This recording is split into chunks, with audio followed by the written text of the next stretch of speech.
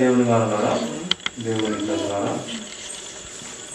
చేరి వచ్చినందుకు ప్రభునామంలో వందనాలు అండి. గ్రంథంలో కొన్ని మాటలు మనము కలుస్తామని చదువుతున్నాము. లూకాసు వార్త 13వ అధ్యాయము 3వ వచనం చదువుతున్నాము. కారని మీతో చెప్పుచున్నాను, మీరు మారు మనసు పొందని ఎడల మీరందరూ అలాగే నశింతురు. మారు మనసు పొందని ఎడల మనమందరము కూడా నశిస్తాము అని దేవుని శక్తి కలిగినటువంటి వాక్యము మనకు తెలియపరుస్తుంది. రక్షణ లేకుంటే మనము నశిస్తాము. మనిషిలో మార్పు లేకుంటే ఆ యొక్క మనిషి నశిస్తాడని దేవుని వాక్యం మనకు సెలవిస్తూ ఉంది. మారు మనసు పొందని ఎడల, ఈ మారు మనసు పొందితేనే మీరు ఆ యొక్క నశించిపోవుటకు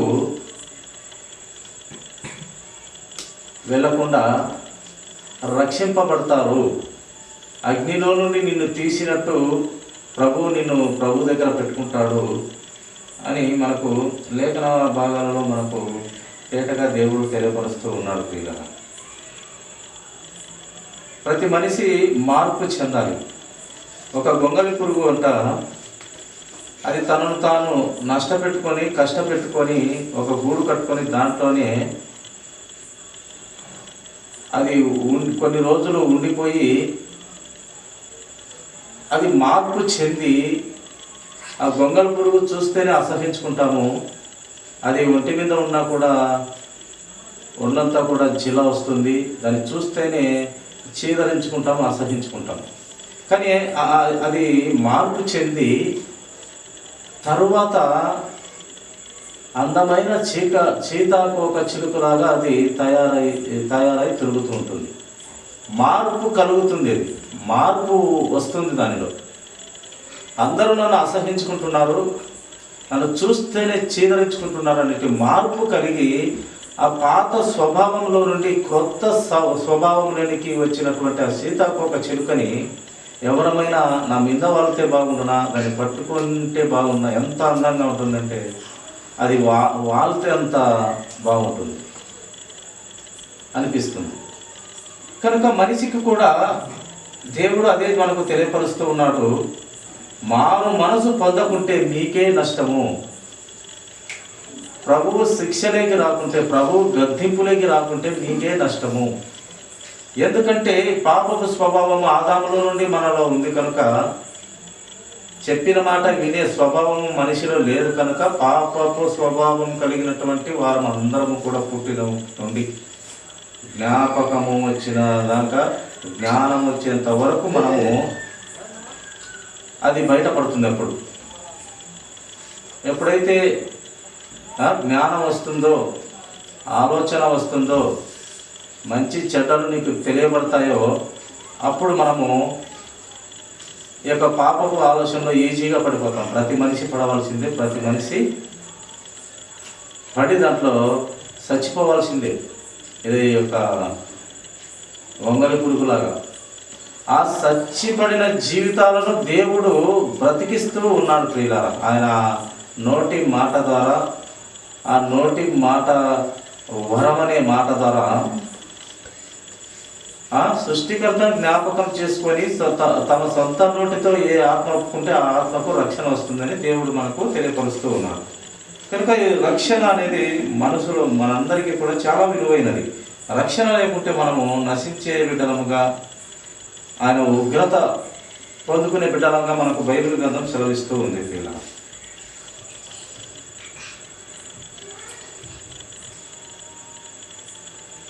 రోమీయులకు రాసినటువంటి పత్రిక అపోస్తలుడైన పౌలు గారు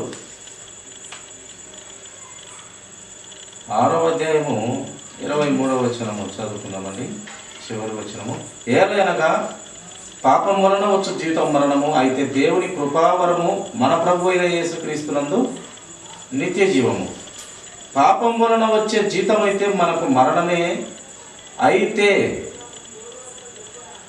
మరణమే పాపపు స్వభావంలో పుట్టినటువంటి మనకందరికీ ఈ మరణమే, మనం ఆయన చెప్పిన మాట వినము, ఆజ్ఞ అతిక్రమించడమే పాపము, ఆ పాపానికి ఫలితము మరణము. అయితే దేవుని కృపావరము మన ప్రభు అయిన యేసుక్రీస్తునందు నిత్య జీవము. ఆయన కృప ఇస్తున్నాడు, ఆయన కనికరం చూపుతున్నాడు, ఆయన దయ చూపిస్తున్నాడు. పరమ తండ్రి, నా పిల్లలను రక్షించుటకు నీవు మరణమవ్వాలి నా కుమారుడా, నా జనదైక కుమారుడా, నా ముద్దుల కుమారుడా, నా ప్రజల కోసం నువ్వు మరణం అవ్వాలి, నీ పరిశుద్ధ రక్తం అక్కడ కార్చాలి, మరణ శాసనము రాసిన నీవు మరణం అవ్వాలి అని మనుషుల పట్ల ఎంతో లోకమును ప్రేమించిన దేవుడు తన ముద్దు కుమారుని పరలోక రాజ్యం నుండి తనతో సమానునిగా సింహాసనం శీనుడై పక్కలో కూర్చోబెట్టుకున్న తన సొంత కుమారుని లోకానికి పంపించినాడు. మన పాపాన్ని తీసివేసేదానికి, మన పాపపు బ్రతుకు రోత బ్రతుకును కొత్తగా చేసేదానికి, నూతన సృష్టి చేసేదానికి మనమను ఇదిగో పాతవి గతించెను, క్రొత్తవాయను, నూతన సృష్టి ఆయను అని ఎవరైతే మార్పు చెందుతారో వారు నూతన సృష్టి, క్రొత్తగా క్రీస్తులో బ్రతుకుతున్నటువంటి బిడ్డలు. కనుక మరణమైతే మనకు పుట్టుకతోనే ఈ మరణం వచ్చేసింది. ఆదాము నుండి మనము మాట విననటువంటి వారం మనం అందరం కూడా, ఏ భేదం లేదు, అందరూ పాపం చేసి దేవుడు అనుగ్రహించుతున్నటువంటి మహిమను పొందలేక మన కన్నులకు గుడ్డితనం, యుగ సంబంధమైన దేవత మన కన్నులకు ఆత్మీయంగా గుడ్డితనం కలగజేస్తుందట. దేవుడిచ్చే ఆ కృపను పొందుకోలేక, ఆ వరాన్ని పొందుకోలేక మనకు గుడ్డితనాన్ని కలగజేస్తుంది ఈ యుగ సంబంధమైన దేవత, ఈ లోకము, ఈ యొక్క అపవాది. అదే రోమీయులకు రాసినటువంటి పత్రిక 3వ అధ్యాయము 23వ వచనము మాట చదువుతాం చూడండి.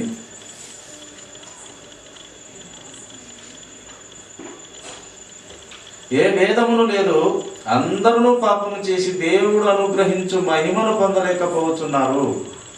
ఏ భేదం లేదంట, ఆడలేదు, మగలేదు, అటు ఇటు కన్నులు లేదు. మనిషి జన్మగా పుట్టిన ప్రతి ఒక్కరును ఏ భేదం లేకుండా, చిన్న పెద్ద అందరూ, శిశువు ముసలితనం అందరూ కూడా ఏ భేదం లేదు. దాంట్లో యూదులని లేదు, గీసు దేశతులు లేదని ఎవరు లేదు. అందరూ ఏ భేదం లేకుండా అందరూ పాపము చేసి, అందరము పాపము చేసిన వంటి వారమే అంట ప్రియుల. అందరూ పాపము చేసి దేవుడు అనుగ్రహించుతున్న మహిమను పొందలేకపోతున్నామంట మనం. ఆయన మహిమను పొందాలి. ఆయన వరమిస్తున్న దేవుని వరాన్ని అంగీకరిస్తే మనమే బాగుంటాము. ఇక్కడ బాగుంటాము, అక్కడ బాగుంటాము. కనుక వరాన్ని పొందుకోలేకపోతూ ఉన్నాం ప్రియుల. చూడండి, మొదటి కొరింథీయులకు రాసినటువంటి పత్రిక 15వ అధ్యాయము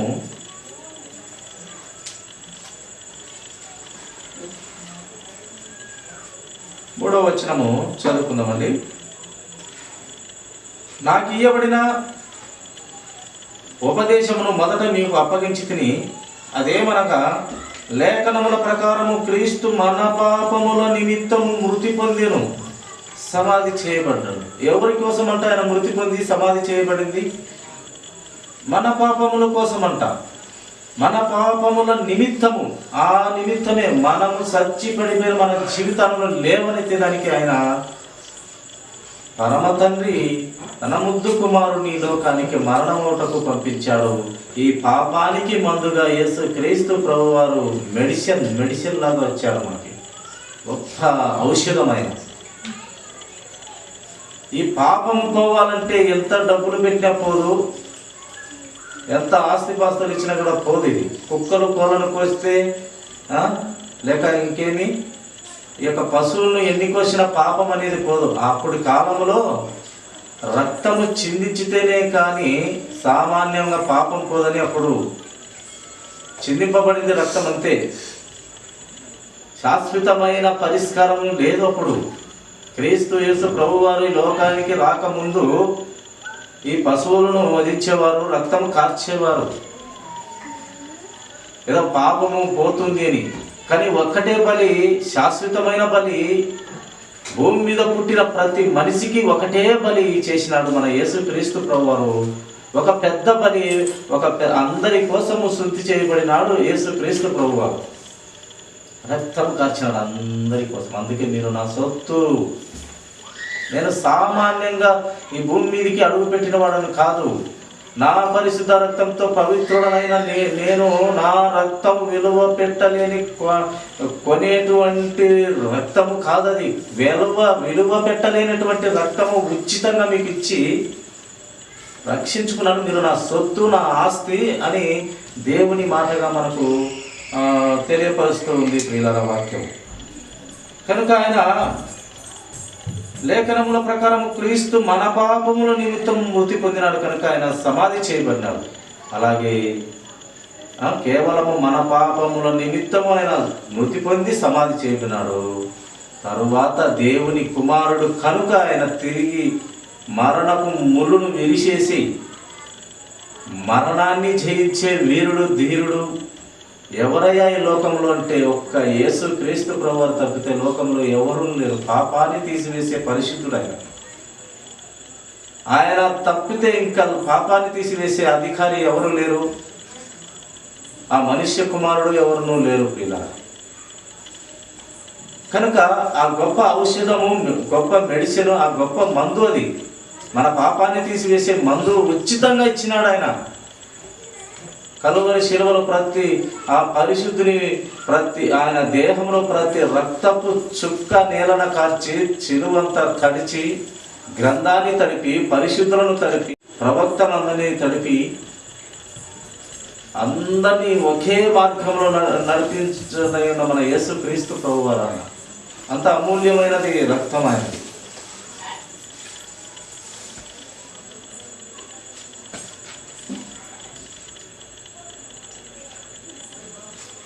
మత్తయి సువార్త 1:21.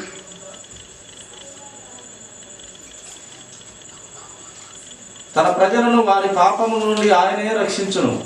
తన ప్రజలను వారి పాపముల నుండి, మన పాపముల నుండి ఆయనే రక్షించును. ఆయన ప్రజలను ఆయన రక్తం ద్వారా రక్షించును. కనుక ఆయనకు యేసు అను పేరు పెట్టుదు అనేను. ఆ యేసు అనే మాటకు, ఆ శబ్దంలో అర్థము రక్షకుడు, లోక రక్షకుడు. ప్రియుల, ఆ లోక రక్షకుడు యేసు అని పేరు పెట్టమ్మా. లోక రక్షకుడు ఆ శబ్దంలో అర్థము తన ప్రజలను, మీ పాపాలన్నిటినీ, తన ప్రజలను తనే రక్షించుకుంటాడు.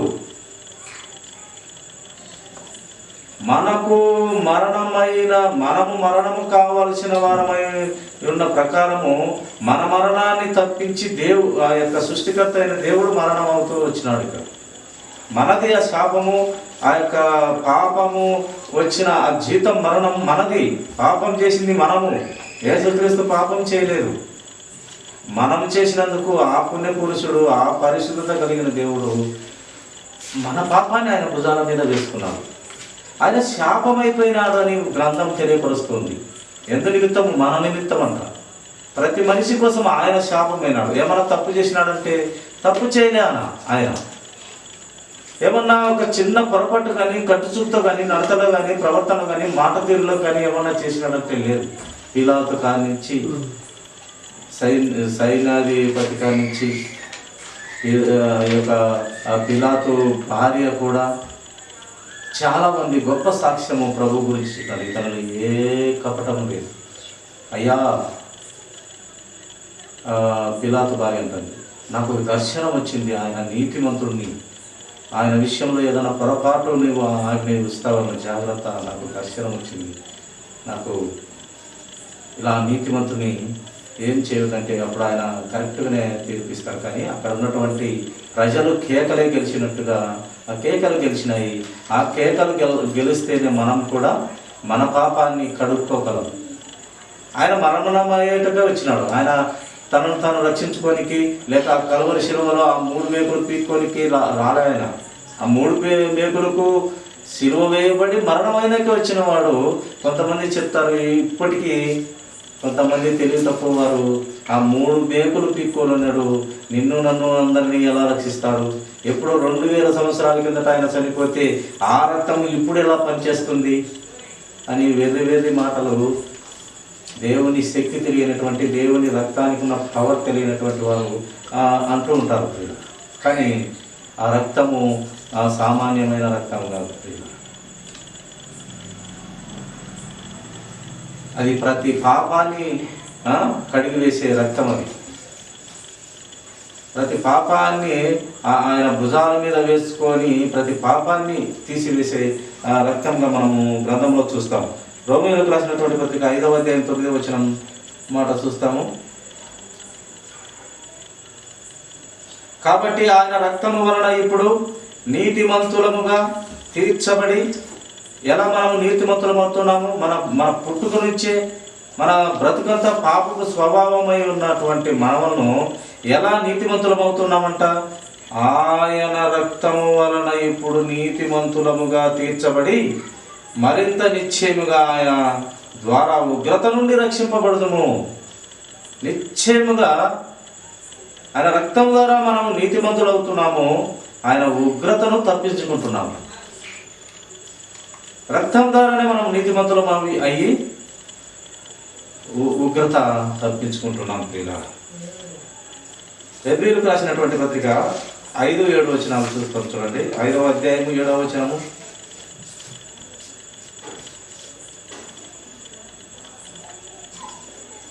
సహోదరులారా, ప్రభు రాకడ వరకు ఓపిక కలిగి ఉండుడి. చూడుడి, వ్యవసాయకుడు తొలకరి వర్షమును కడవరి వర్షమును సమకూడు వరకు విలువైన భూఫలము నిమిత్తము ఓపికతో కాచుకొనుచు దాని కొరకు కనిపెట్టును కదా. మనము కూడా ఓపిక కలిగి ఉండమని తెలియదు. ఒక రైతు విత్తనాలు వేసిన నుంచి తొలకరి వర్షము కడవరి వర్షం కోసం ఓపికతో కనిపెట్టు ఉంటాడంట. ఆ పుతుకెళ్ళి పైకి చూస్తూ ఉంటాడు, ఏమన్నా వర్షపు ఛాయలు ఏమన్నా కనపడతాయేమో అని. అలాగా నీవు నేను అందరము కూడా ఆ ప్రభు వచ్చే సమయం వరకు ఓపికతో మన పరిశుద్ధత, నీతి యథార్థత కాపాడుకుంటూ ఓపికత కలిగి ఆ బెతస్తా కోనేటి దగ్గర 38 సంవత్సరాలు ఓపిక కనిపెట్టుకొని స్వస్థత అయినాడు చూశావు. అతనిలాగా మనము ఓపికతో మన జీవితం అంతా కనిపెట్టుకునే బిడ్డలముగా ఉండాలి.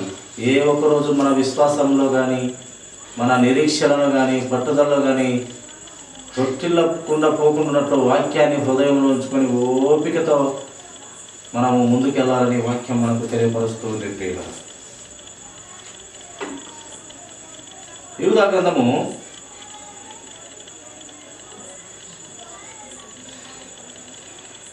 1వ అధ్యాయం 23వ వచనము మాట చదువుకుందామండి. అగ్నిలో నుండి లాగినట్టు కొందరిని రక్షించుడి. శరీర సంబంధమైన వారి అపవిత్ర ప్రవర్తనకు ఏ మాత్రము నొప్పుకొనక దానిని అసహించుకొనుచు భయముతో కొందరిని కరుణించుడి.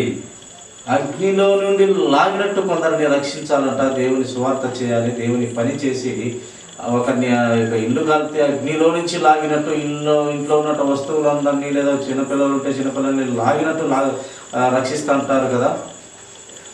అగ్నిమాపక సిబ్బంది వచ్చి ఫైర్ స్టేషన్ నుంచి ఒక బస్సు వచ్చి కాపాడుతూ ఉంటుంది.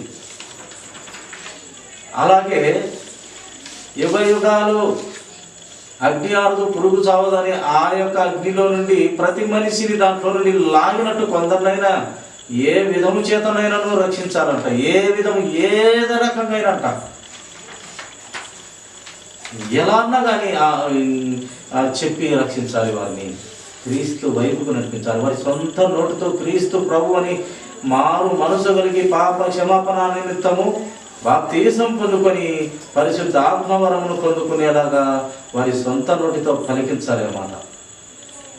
మనం పలుకుతే ఒకరి పాపాలు మనము పలుకుతే పోవాయి. ఎవరి పాపాలు ఎవరి క్రియలు వారే సరిదిద్దుకోవాలి.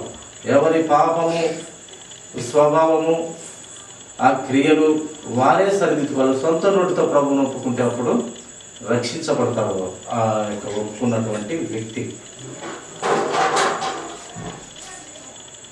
అపోస్తలుల కార్యములు 16 చూడండి, దేవుడు ఆలోచన విధానము ధ్యానించుకుందాము. అపోస్తల కార్యములు 16వ అధ్యాయము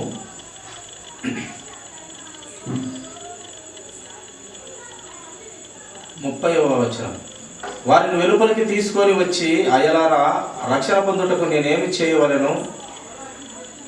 అందుకు వారు, ప్రభువైన యేసునందు విశ్వాసం ఉంచుము, అప్పుడు నీవును నీ ఇంటి వారును రక్షణ పొందుదురని చెప్పి. అక్కడ ఉన్నటువంటి జనము అడుగుతూ ఉన్నారు, అయ్యలారా, మేమేమి చేయాలి అంటే, రక్షణ పొందుటకు నేనేం చేయాలి? రక్షణ మాకు కావాలి. ఆ ఉగ్రత దినములో ఆ అపవాదిగానికి తయారు చేసిన ఆ నిత్య నరకాగ్ని మాకొద్దు, మాకు రక్షణ కావాలి. రక్షణ కావాలంటే మేమేం చేయాలని ఇక్కడ అడుగుతూ ఉన్నారు భక్తులని. వారు చెప్తూ ఉన్నారు ప్రియులారా. అందుకు వారు, ప్రభువైన యేసునందు విశ్వాసం ఉంచు, మన ప్రభువైన యేసులో విశ్వాసం ఉంచు, అప్పుడు నీవును నీ ఇంటి వారును రక్షణ పొందుతారు. విశ్వాసం ఉంచాలంటే ప్రభు మాటలను బట్టి, ఆయన క్రియలను బట్టి, ఆయన ఆలోచన విధానం బట్టి ఎవరైతే విశ్వాసం ఉంచుతారో వాళ్ళు రక్షించబడతారు. రాహాబు అనే వేశ్య, వేగుల వారు ఆ యొక్క ఎరుకో పట్టణంలో చొంగికి పోయినప్పుడు రాహాబు అనే వేశ్య వారిని కాపాడింది.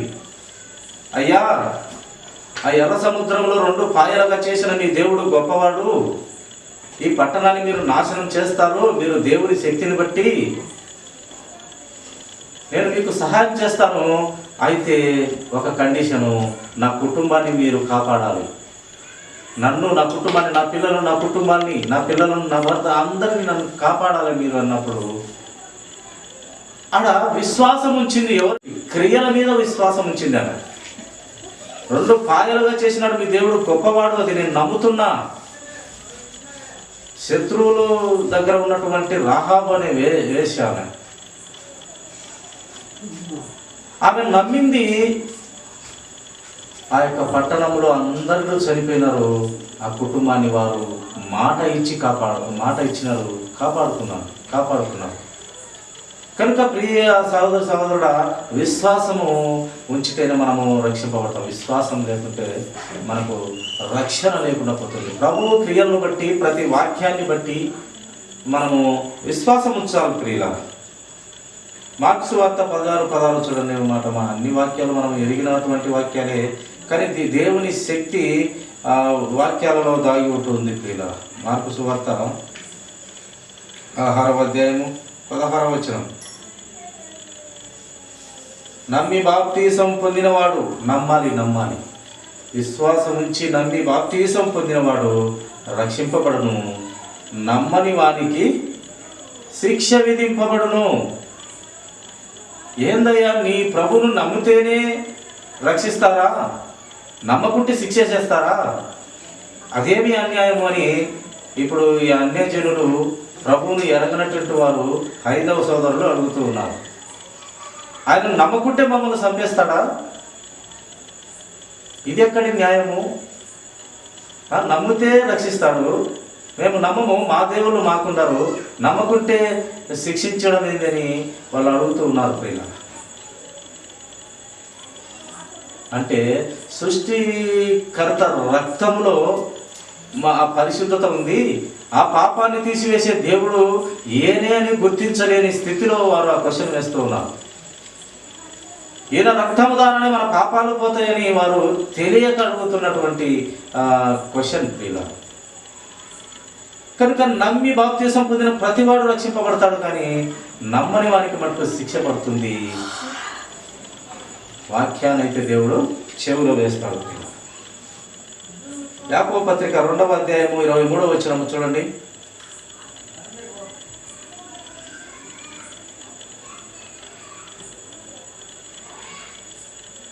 కాబట్టి అబ్రహాము దేవుని నమ్మెను, అది అతనికి నీతిగా ఎంచబడెను. దేవుని నమ్మినాడంట అబ్రహాము. ఆ నమ్మిన దానిని బట్టి అది నీతిగా ఎంచబడెను, దేవుని దృష్టిలో నీతిగా ఎంచబడను. చెప్పిన మాట విన్నాడు నా భక్తుడు. ఒక్కనైన కుమారుని అడిగితే వెనుకు తీయలేదు నా భక్తుడు. మన పరమ తండ్రి ముద్దు కుమారుని ఆయన ప్రేమించిన లోకం కోసం ఎనుకు తీయకుండా తన పక్కలో కుడి పార్శ్వమున పెట్టుకొని తనతో సమానునిగా ఉన్నటువంటి యేసు క్రీస్తు ప్రభువారిని ఎనుకు తీయకుండా ఈ లోకానికి మరణమౌటకు పంపించినాడు మన పరమ తండ్రి. అబ్రహాము కూడా తన సొంత కుమారుణ్ణి అంటే ఇవ్వనీకి పూనుకున్నాడు, మనసులో వధించేసినాడు. గ్రంథంలో వ్రాయబడుతూ వచ్చింది, బలి ఇచ్చేశాడు అబ్రహాము అని. కానీ ఇవ్వలేదు, కానీ ఇచ్చేశాడు. హృదయంలో పూర్తిగా ఇచ్చేసినాడు. ఇచ్చేస్తా నేను, నాకు వాగ్దానం ఇచ్చినాడు కానీ ఇచ్చేస్తా. వాగ్దానం నెరవేర్చే దేవుడు కదా, నమ్మకంతో ఉంటా అన్నాడు. ఆ నమ్మకాన్ని బట్టి విశ్వాసులకు తండ్రి అయినాడు. అరే నాయన అబ్రహామా, నీ కుమారుని కాదు, ఆయన మీద చెయ్యెత్తకము, ఇవ్వాల్సింది ఆ బలి కాదు, ఒకటే బలి. ప్రపంచంలో పుట్టినటువంటి ప్రతి మనిషిని కాపాడగలిగే రక్తం ఒకటి నా దగ్గర ఉంది, నా ముద్దు కుమారుని ఇవ్వాలి బలి, నీ కుమారుని కాదు, నా కుమారుని ఇస్తాను అనేసి యేసు క్రీస్తు ప్రభువారిని భూమి మీదకి దించినాడు దేవుడు. నీ కుమారుని కాదు ఇవ్వాల్సింది, నీ కుమారుని రక్తము, నీ రక్తమే, పాప స్వభావంతో ఉన్నటువంటి రక్తమే. కానీ అడిగిన తక్షణమే ఇస్తానన్నావు. చూసావు, గ్రేట్. నువ్వు విశ్వాసులకు తండ్రివి. నీ ద్వారానే ఆశీర్వబడతాయి, నీ పిల్లల తరం ఆశీర్వబడతాయి, నీ ద్వారానే ప్రపంచం అంతా నిండుతుంది. కనుక నీ కుమారుడు కాదు బలి, నా కుమారుని ఇస్తారని మళ్ళీ నిదానంగా దేవుడు తగిన సమయంలో యేసుక్రీస్తు ప్రభు వారిని భూమి మీదకి దింపినాడు. అది ఆయన మహోన్నతమైన గొప్పదైన ప్రేమ. ఎవరన్నా ముద్దు కుమారుని ఎలా ఇస్తారు? అబ్రహాము ఇచ్చినాడు, ఇచ్చినట్టే లెక్క, ఇచ్చినాడని వ్రాయబడేది. కానీ హృదయంలో ఇచ్చేసినాడు అనమాట. యాక్చువల్గా జరగలేదు, కానీ హృదయంలో నిత్యం నిర్ణయం తీసేసుకున్నాడు. అందుకే కత్తి పైకెత్తి ఇంకా దించపోయినాడు అంతే బలి. కానీ అబ్రహామా తొందరపడ పిల్లవని ఏం చేయకు, అదిగో పొట్టేలు ఉంది, ఆ పొట్టేలికి దానికి బదులుగా నీ కుమారునికి బదులుగా పొట్టేలు ఒక బలి నేనిస్తా, ఆ బలి ఇచ్చే రక్తంలో పరిశుద్ధత ఉంటుంది, ప్రతి మనిషిని ఆ రక్తము కాపాడుతుంది అని ఆ మందు దేవుని దగ్గర ఉంది. యేసు క్రీస్తు ప్రభు వారు తన కుమారుడైన దేవుడే ఆ మందు. ప్రియుల,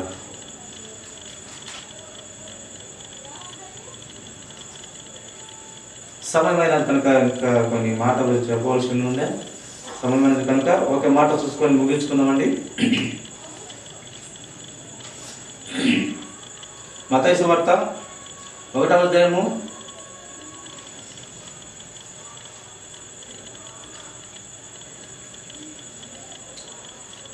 4వ సువార్త 4వ అధ్యాయం 42వ వచనం చూసుకొని మళ్ళీ చూస్తాము. యోహాను సువార్త 4వ అధ్యాయము 42వ వచనం.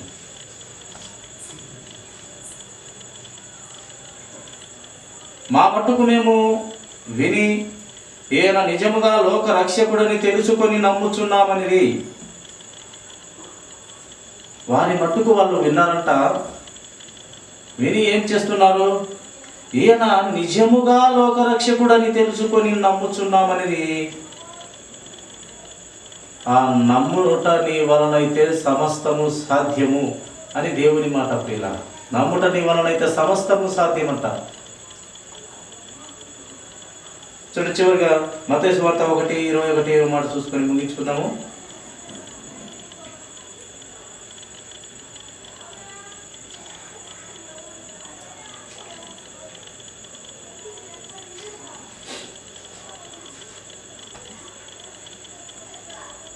మాట చదువుకున్న మాట ఇప్పుడు ఇందాక కూడా, తన ప్రజలను వారి పాపము నుండి ఆయనే రక్షించును కనుక ఆయనకు యేసు అని పేరు పెట్టును. ఆ శబ్దమునకు రక్షకుడని అర్థం. లోక రక్షకుడు ఆయన. తన ప్రజలను తానే రక్షించుకుంటాడు.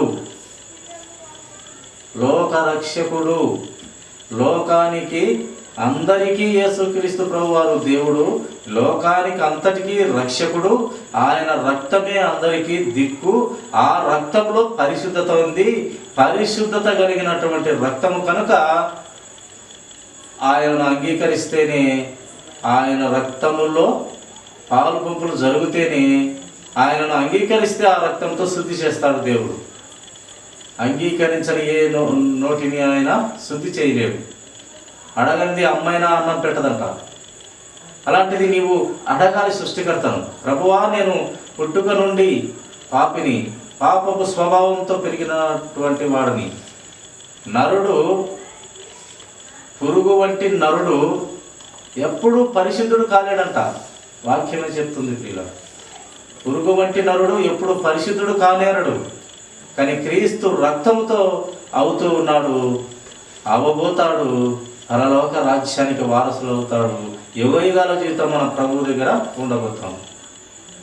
కనుక అటు పరిశుద్ధ రక్తం ప్రియుల. అందుకే ఆయన మాట విని విశ్వసిస్తే మనకు రక్షణ, వినకపోతే శిక్షణ. కనుక అటు స్థితిలో దేవుడు మనకు విశ్వాసం మరింతగా మనకు దేవుడు ఇచ్చును గాక. రక్షణ కోల్పోకుండా నిరీక్షణ కలిగి, పట్టుదల కలిగి, ఓపికతో ఈ పరుగు పందెంలో ముందుకు వెళ్తూ వాక్యాన్ని హృదయంలో ఉంచుకొని వాక్య ప్రకారం బ్రతికే బిడ్డలముగా, వాక్యాన్ని గౌరవిస్తూ, విలువ ఇస్తూ, ప్రేమిస్తూ మనం ముందుకెళ్ళి సత్యమైన క్రీస్తు సారూప్యత వచ్చే వరకు మనము దినదినము వాక్యంతో కట్టబడుతూ దిద్దబడుతూ ముందుకెళ్దామండి. దేవుడి కొద్ది మాటలు దీవించును కాక తల వచ్చినట్లయితే చిన్న ప్రార్థన. పరిశుద్ధుడైన ప్రభు